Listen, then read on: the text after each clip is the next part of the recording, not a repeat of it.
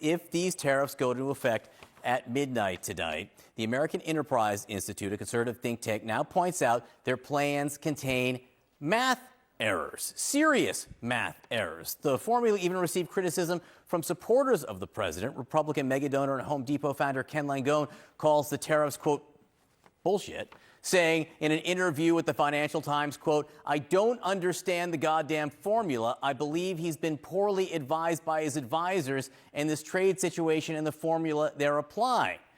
With us now are the two people who pointed out what they say is a major math error, Dr. Kevin Corinth and Dr. Stan Voiger. Thank you both so much for being with us. Our viewers are going to be super excited to see this formula on the screen here, and it's going to mean a ton to them.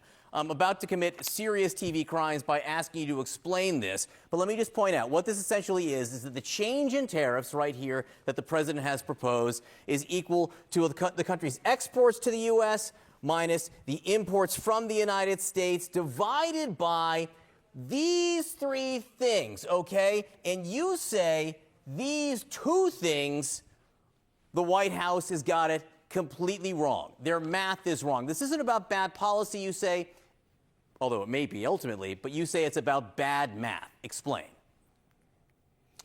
Well, the formula you have there, basically what it does, it divides the trade deficit, which is the numerator here, by total imports, which is the M in the denominator. And then to make their approach look a little more sophisticated, they added those two Greek letters, epsilon and phi. The epsilon they set at 4, and phi they set at 0.25. So they cancel out in the U.S. Trade Representative's report on the matter. Now, they claim that they picked that value for phi, which is the change in import prices when a tariff changes. They claim that they picked that 0.25 based on a result in a research paper, but they picked the wrong number. That number should be close to 1. Now, 1, of course, is 4 times as big as 0.25. So if you put in the right number, the change in the tariff goes down by a factor of 4. And so every tariff they calculated based on this formula is 4 times higher than it should be. So what does that mean? Yeah. Go ahead. The highest tariff rates. Yeah, go ahead. The highest tariff rates they came up with were close to 50%. If you divide them by 4, it goes down by a lot. As you see here. And so if they had done the calculations correctly, thank you for putting them on screen, we would have ended up with a set of tariffs that barely exceeds 10% in any country, with the top rate being below 14%. So massive differences for a number of important trading partners, including Cambodia, Vietnam, Laos. And so this, I don't think this much of the approach makes sense even conceptually, but if we're going to take their approach seriously, if we're going to say we're going to base our tariffs, our entire international trading system on this formula, they have to put in the right numbers and do the calculation correctly. And again, this is it's all about this number right here, which you say is 4 times bigger than they say it is, which throws all their math by a factor by 4. Have you taken this to them? Do they acknowledge that they have a bum number in here? So they have not. So a cabinet member has been asked about this. Peter Navarro was asked about this yesterday morning. They have not disagreed with us on the substance. In fact, what we've seen is that senior members of the administration, Steve Myron yesterday, who's the chairman of the Council of Economic Advisors, Scott Bessent this morning, who's the Treasury Secretary, they have both said, we had nothing to do with this formula. That was other people in the administration. And so, normally if you're convinced of the accuracy, the wisdom of your policies, you do not point fingers at other people in the administration and say, they came up with this, we did not.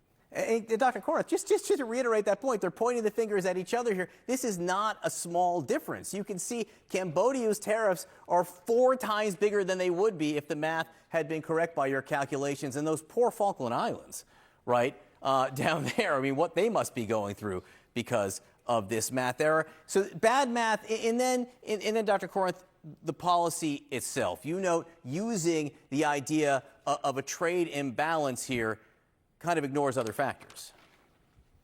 Yeah, and it's important to point out that we're talking about corrected tariffs. These are not the correct tariffs. We're just saying if you apply their formula correctly, they should have been a fourth as high as what they're saying they should be. But we are not at all endorsing this approach. It does not make sense to say that tariffs are only based on, or on trade deficits, or the trade deficits only depend on tariffs. So there's a lot of other factors, like its comparative advantage, different geographic factors that determine the trade deficit. To say that we should only base these tariffs on the trade deficit is just bad economics. And Dr. Corinth, while we have you here on the subject of economics, and I know you guys aren't market watchers the way that some investment analysts might be, but the market futures are up today right now on the idea that all of a sudden the administration might be more willing to negotiate with certain countries than others. Does that make sense to you now that negotiations might be pushing the markets up? Yeah, I think it suggests that the tariffs are actually. I think it suggests that the tariffs are actually would be very damaging. If small changes in the rhetoric of the administration can push up markets this much, it suggests that the market reaction would be even larger if these tariffs were made permanent. I can say, Dr. Corinth, Dr. Voiger, this formula now will be seared in the brain of all of our viewers. I appreciate you explaining it so well. We're keeping a very close eye on the markets this morning as investors look for signs President Trump might be willing to negotiate over his tariffs and potentially de-escalate his trade war. Take a look at this. The Dow Jones Industrials now up almost 1,400 points. That's a huge gain, at least so far, but it's still early in the day. Joining us now, the former president of the Export-Import Bank of the United States, Fred Hochberg. Fred, thanks so much for joining us. What impact are these Trump tariffs going to have on the global economy if President Trump leaves them in place? Well, well, thanks for having me on the show. It ruins or wrecks the stability that the United States has been known for. In a very chaotic world, we've been a stable force, both through our currency, our rule of law, and the fact that we're the largest economy in the world. And that's all in jeopardy. I was going to say, President Trump is apparently hoping his tariffs will force other countries to come to the table to renegotiate various trading agreements, largely on a one-by-one basis. What do you make of that approach? Well, it's very labor-intensive, number one, and it's very personal, as opposed to, regardless of where a product is produced, having the same tariff. So if you get, for example, I actually have a bunch of bananas here. Bananas are a key import. We don't grow any here. So is the tariff going to be different depending on what country sends bananas to America? And by the way, it's the most popular fruit in America, and that cost is going to go up.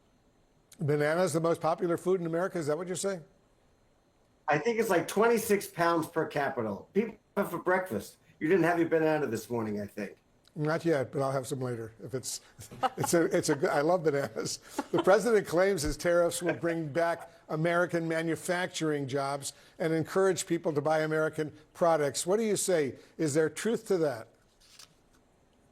Well, here, if we're going to negotiate one by one the tariffs right now, starting a week later, how am I going to build a factory here that takes 4 or 5 years to build, when the tariffs may go up, may go down, may disappear? Mr. Trump is going to be out of office in 2029. The next president may not continue any of these tariffs. So that's not a very stable environment.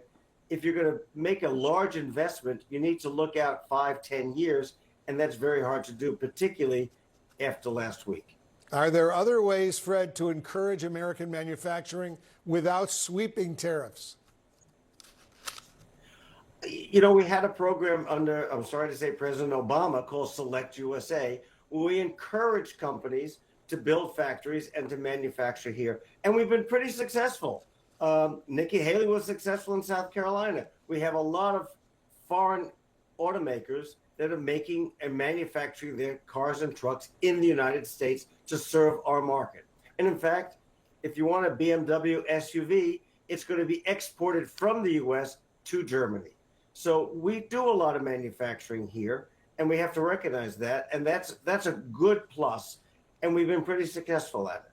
But even if the car is made in the United States, a lot of the spare parts are being imported from overseas, right? Correct. And they're now subject to a duty which will raise the cost of those vehicles and raise the cost for average Americans. What does all this mean for American soft power around the world, Fred? And you've been doing this studying this a long time. I'm very concerned about that. You know, one of our great soft power, one of our great exports has been entertainment, films, movie, higher education, college degrees. We're putting that in jeopardy. We are now deporting students that have a green card, may be married to an American citizen because of something they may have said or protested. We want to encourage more students to come to America. It brings in a lot of revenue. And on top of which, we inculcate with them, we give them American values, American way of life. And that's very positive for us around the world to have basically all these students who graduate from American universities in some way as ambassadors back to their countries. And I think we're putting a lot of that in jeopardy as well, which is a form of our soft power. Good point indeed. Fred Hochberg, the former president of the Export-Import Bank of America. Appreciate your joining us.